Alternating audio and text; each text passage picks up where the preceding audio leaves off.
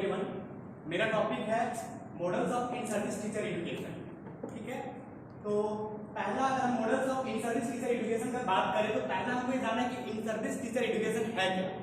तो in service teacher education का मतलब ऐसा नहीं है कि इन सर्विस टीचर एजुकेशन का मतलब कि एक बार जब हम जॉब में आ जाते हैं तो उस दौरान भी हमको कुछ ना कुछ शिक्षा दिया जाता है जिससे हम अपना जॉब को और बेहतर तरीका से कर पाए, वही हमारा इन सर्विस टीचर एजुकेशन है। और इन सर्विस टीचर एजुकेशन इसलिए दिया जाता है ताकि जो भी शिक्षक रहता है उसके अंदर कौशल विकसित किया जा सके। अगर नया कोई टेक्नोलॉजी आता है तो उस टेक्नोलॉजी के बारे में उसको बताया जाता है, कोई नया लेसन प्लान आता है उसको लेसन प्लान के बारे में बताया जाता है, कोई टीएलएम किस तरह से नया कुछ विकसित अगर किया जाता है तो वो सब सारा चीज हम इन सर्विस टीचर एजुकेशन के दौरान देते हैं। अब इसके अंदर अगर देखें तो पहला अगर तो models of in service teacher education का हम डील करने वाले हैं। मॉडल्स का मतलब क्या होता है? मॉडल्स का मतलब होता है डिजाइन और framework for teaching. It means एक प्लान करते हैं कि किस तरह का हम मॉडल बनाएंगे जिससे कि टीचर को हम एक एजुकेशन उन लोगों को प्रोवाइड कर सकते हैं या ट्रेनिंग दे सकते हैं। फॉर एग्जांपल, क्योंकि कई तरह का, जैसे कि अभी पिछले बार हम लोग पढ़े खास करके जैसे ओरिएंटेशन हो गया, रिफ्रेशर हो गया, तो कई तरह का हो गया। तो खास करके इसमें देखा जाता है कि जैसे कि इंडक्शन मॉडल, तो इसके अंतर्गत क्या रहेगा, हम किस तरह का टेक्निक अपनाएंगे, किस तरह का डिजाइन करेंगे जिसमें से कि हम हमारा जो टारगेट रहेगा, गोल रहेगा, उस गोल के आधार पर ही चले, ना कि बहुत ज्यादा विस्तार में चले जाए। अगर विस्तार में चले जाएंगे तो बहुत ज्यादा मिक्स हो जाएगा। तो इसको बांटा गया है। तो मॉड्यूल्स का अगर देखा जाए तो 5 भागों में, अगर हम लोग का सिलेबस के आधार पर देखा जाए तो 5 भागों में बांटा गया। Induction model, one shot model, recurrent model, cascade model और स्कूल बेस्ड मॉडल। तो अगर हम पहला इंडक्शन मॉडल देखते हैं तो इंडक्शन मॉडल में ऐसा होता है कि टू सपोर्ट बिगनिंग टीचर्स, यानी जो भी कोई नया टीचर आता है, कोई आते हैं, कोई भी स्कूल में ज्वाइन करते हैं, तो उनको सबसे पहले सपोर्ट प्रोवाइड करने के लिए इंडक्शन मॉडल तैयार किया जाता है। Tells them cultural background of student, और उस दौरान जैसे बच्चा किस सोशियो इकोनॉमिक बैकग्राउंड से आ रहा है, वो किस तरह से समझेगा, उसका एबिलिटी क्या है, उसका क्षमता क्या है, उस आधार हम उसको प्रोवाइड उसके बारे में जानकारी देते हैं, ताकि उसके बारे में जानकारी मिल जाएगा तो टीचर होगा बच्चों को उस अनुसार पढ़ाएगा। ऐसा नहीं कि कोई अगर अर्बन रूरल एरिया का स्टूडेंट है तो उसको अर्बन एरिया जैसा उसको पढ़ाया दिया, उसका एग्जांपल उस तरह से दे। तो इसलिए उसका ये कल्चरल बैकग्राउंड स्टूडेंट का बताना बहुत जरूरी होता है। उसके बाद जब भी कोई टीचर्स को रखते हैं, कोई भी इंस्टीट्यूशंस रखते हैं, तो उसका कुछ एक्सपेक्टेशन होता है टीचर से कि हमारा आपसे ये उम्मीद है, हम आपसे ये काम लेंगे। तो उस दौरान जब इंडक्शन मॉडल तैयार किया जाता है, ओरिएंटेशन जब दिया जाता है तो उस दौरान उनको पता चल जाता है कि टीचर्स को पता चल जाता है कि हमारा एम्प्लॉयर्स हमसे क्या उम्मीद कर रहा है, क्या रख रहे हैं। उसके बाद उसमें ये भी एक चीज रहता है, वो भी डिस्क्राइब कराता है क्या उसको करना है, क्या उसको नहीं करना है। ऐसा नहीं कि अपने वो दायरे के बियॉन्ड चले जाए। तो इसलिए एक होता है कि नॉर्म्स जो भी रहता है, वो नॉर्म्स को पालन करने के लिए क्या क्या नॉर्म्स है, क्या क्या करना है, क्या क्या नहीं करना है, वो सारे इंडक्शन मॉडल के दौरान इंडक्शन मॉडल के अंतर्गत बताया जाता है। उसमें सर्विस रूल भी आ जाता है कि सर्विस रूल के दौरान क्या क्या चीज है, ये सारा चीज इसके अंदर इंडक्शन मॉडल के अंतर्गत बताया जाता है। इससे हो जाता है कि वो टीचर परिपूर्ण हो जाते हैं, अपने स्कूल के बारे में उसको जानकारी मिल जाता है, किस बैकग्राउंड में जा रहे हैं, किनको पढ़ाने जा रहे हैं, उनका एक आइडिया उनको मिल जाता है। दूसरा अगर है तो one shot model. One shot model का अगर बात करें तो एक बार में बहुत ही छोटा दिया जाता है, लेकिन बहुत ही उसको यूज लाइफ टाइम बहुत लंबे समय तक कर पाता है, बहुत लंबे समय तक कर पाता है, लेकिन बहुत ही छोटा क्वांटिटी होता है। जैसे is used to prepare a model. जैसे अगर हम खास करके बात करें वन शॉट मॉडल तो एक ही बताएंगे, लेकिन वो ऐसा बताएंगे कि उसको बहुत ज्यादा उसका बहुत सारा एग्जांपल भी जनरेट किया जा सकता है। एक बताएंगे लेकिन एक के आधार पर बहुत सारा निकाला जा सकता है। फॉर एग्जांपल जैसे हम बात करें माइक्रो टीचिंग का, जब माइक्रो टीचिंग होता है तो उस दौरान एक क्लास दिया जाता है, 1-2 क्लास में बताया जाता है कि कैसे हम बच्चों को पढ़ाएंगे। लेकिन जब माइक्रो टीचिंग के दौरान बताया जाता है कि इस तरह से पढ़ाया जाता है, तो वही पैटर्न हम लोग अक्सर ज्यादातर फॉलो करते हैं कि इस तरह का एक डायग्राम रहा, एक तरह का मैपिंग रहा या ब्लूप्रिंट रहा, इसको इस तरह का डायग्राम हम लोग को फॉलो करना है, तो हम लोग एक आइडिया देता है वन शॉट। यानी एक बार बताया गया कि हम लोग इस तरह से पढ़ाएंगे और उसको हम लोग उसी तरह का फिर से दूसरा रिजेनरेट करते हैं। फॉर एग्जांपल लेसन प्लान भी इसके अंतर्गत आ जाता है। जैसे लेसन प्लान एक बताया जाता है, एक लेसन प्लान बताया जाता है, उसको हम कह सकते हैं कि वो वन शॉट मॉडल के अंतर्गत आ जाता है। एक लेसन प्लान बताया गया, उस आधार पे हम उस लेसन प्लान को फॉलो करके हम दूसरा लेसन प्लान को भी बना सकते हैं। उसी तरह उसके अंतर्गत और जैसा आ गया, खास करके थ्योरी और प्रैक्टिकल दोनों से फोकस किया जाता है।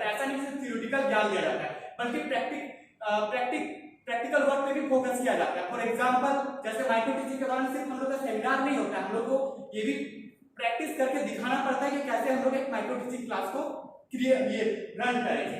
दूसरा आ जाता है जैसे कि ब्लूप्रिंट का भी एक एग्जांपल दे दिया जाता है, और उसी ब्लूप्रिंट के आधार पर हम लोग सीख जाते हैं, बहुत ज्यादा क्वेश्चन हम लोग फिर से बनाते हैं।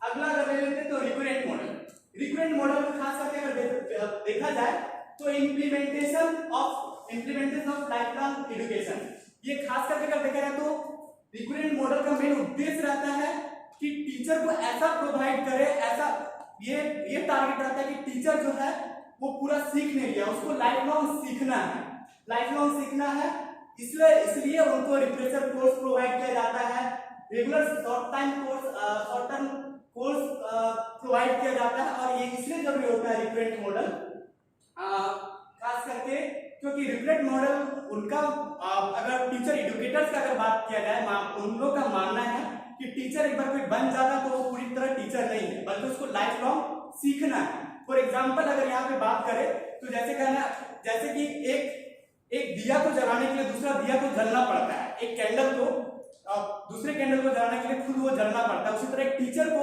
अगर वो बच्चों को पढ़ाए तो उसको खुद पढ़ना पड़ेगा, तभी वो दूसरे को पढ़ा पाएंगे। तो वो यहाँ पे ये रिकरेंट मॉडल के अंतर्गत भी बैठता है कि टीचर को हमेशा लाइफ लॉन्ग पढ़ते रहना चाहिए। और रिकरेंट मॉडल के अंतर्गत नया कुछ भी जो नया कोर्सेस, नया एजुकेशन प्लानिंग, एजुकेशन कमीशन, कुछ भी जो आता है, एजुकेशन पॉलिसी आता है, सब कुछ को बताया जाता है ताकि उसको अपडेटेड रखा जा सके। तो रिफ्रेशर मॉडल का मेन जो टारगेट रहता है कि लोगों को, टीचरों को अपडेटेड रखे, उनके अंदर ये भावना डाल दे कि आप पूरी तरह से नहीं सीख गए, आपको लाइफ लॉन्ग सीखना है।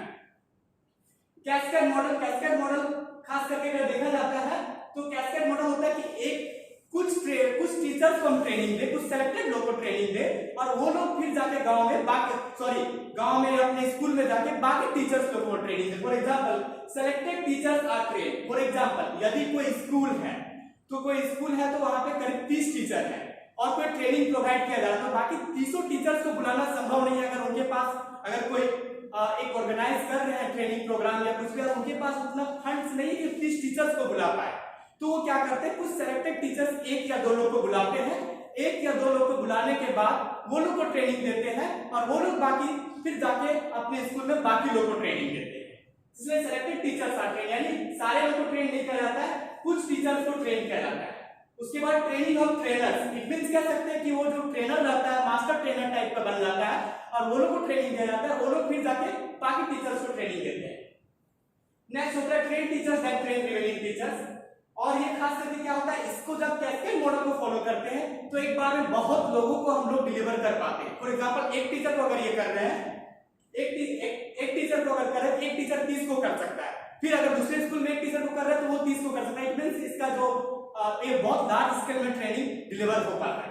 अगर इसका और बात करें तो एक चीज इसका खामियां भी है कैस्केड मॉडल का, कभी का नॉलेज गैप भी होता है। नॉलेज गैप इसलिए हो जाता है क्योंकि फॉर एग्जांपल अगर कोई एक टीचर जा रहे हैं और वो एक ट्रेनर से कोई ट्रेनिंग ले रहे हैं, तो उनसे वो एक्सपीरियंस रहते हैं, तो वो एक्सपीरियंस रहने के बाद जब नॉलेज एक जगह से दूसरी जगह ट्रांसफर होता है तो कभी का कुछ थोड़ा सा ये कुछ घट जाता है या कुछ गैप हो जाता है, वो सेम अमाउंट या सेम क्वांटिटी ट्रांसफर नहीं कर पाता है, तो कभी का गैप होता है नॉलेज में। तो इसका एक खामियां भी कैस्केड मॉडल है। और रही बात स्कूल बेस्ड मॉडल की अगर बात करें तो अभी देखा जाए तो हर स्कूल का जैसे considers particular needs of the school, her school का अपना एक नीड होता है, अपना एक लोकेलिटी होता है, तो उस लोकेलिटी के आधार पे वहां पे जो भी एडमिनिस्ट्रेशन ऑपरेटर रहते हैं, खास करके जो भी एडमिन में रहते हैं, वो लोग अपने आप को देखते हैं कि हमारा स्कूल्स में क्या नीड है, हमारे बच्चों को क्या नीड है। तो कभी कल ऐसा होता है कि अगर कोई ट्रेनिंग में गए तो उनको उस अनुरूप ट्रेनिंग नहीं मिल पाता है, लेकिन प्रिंसिपल अगर वहां के रहे तो प्रिंसिपल को फील होता है कि हमारा जो स्कूल का जो नीड है उस नीड के अनुसार हमारे टीचर को वहां पे गया ट्रेनिंग में, तो वहां पे वैसा ट्रेनिंग नहीं मिल पाया। इसलिए वो क्या करता है, कोशिश करता है कि स्पेशली वो अपने स्कूल के लिए ट्रेनिंग प्रोवाइड करवाता है, जिसमें से वो 2 तरह का हो सकता है। एक तो स्कूल के अंतर्गत होता है। और रही बात कि होल स्कूल के लिए हो सकता है या कोई डिपार्टमेंट के लिए हो सकता है। फॉर एग्जांपल अगर प्रॉब्लम अगर आ रहा है इंग्लिश डिपार्टमेंट में, तो इंग्लिश के लिए वो अपना ट्रेनिंग प्रोवाइड कराएगा, ना कि पूरे स्कूल का कराएगा। लेकिन अगर कुछ वहां पे दिख रहा है नीट के लिए पूरे स्कूल के लिए जरूरत है, तो पूरे स्कूल के लिए वो जरूरत कराएगा, ट्रेनिंग प्रोवाइड कराएगा। और कभी का क्या होता है, जैसे कि कभी का कोई स्कूल के अंदर इतना रिसोर्सेस रहता है कि वो अपना खुद का ट्रेनर रहता है जो दूसरे को ट्रेनिंग दे पाता है। और कभी कल ऐसा अगर नहीं उनके पास हो पाता है तो बाहर से वो ट्रेनर को बुलाते हैं। फॉर एग्जांपल यहाँ पे अगर हम कॉलेज करेंगे तो कभी कल ऐसा होता है कि कोई सेमिनार या कॉन्फ्रेंस होता है, तो कभी कल कुछ यहाँ के टीचर लोग ही बाकी लोगों को ट्रेन कर देते हैं। लेकिन कभी कल ऐसा होता है कि बाहर से ट्रेनर को बुलाया जाता है।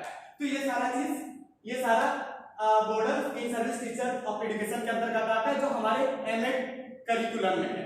अगर बात करें तो मॉडल्स बहुत सारा है, लेकिन हमारे सिलेबस के अनुसार इतना ही है। Thank you.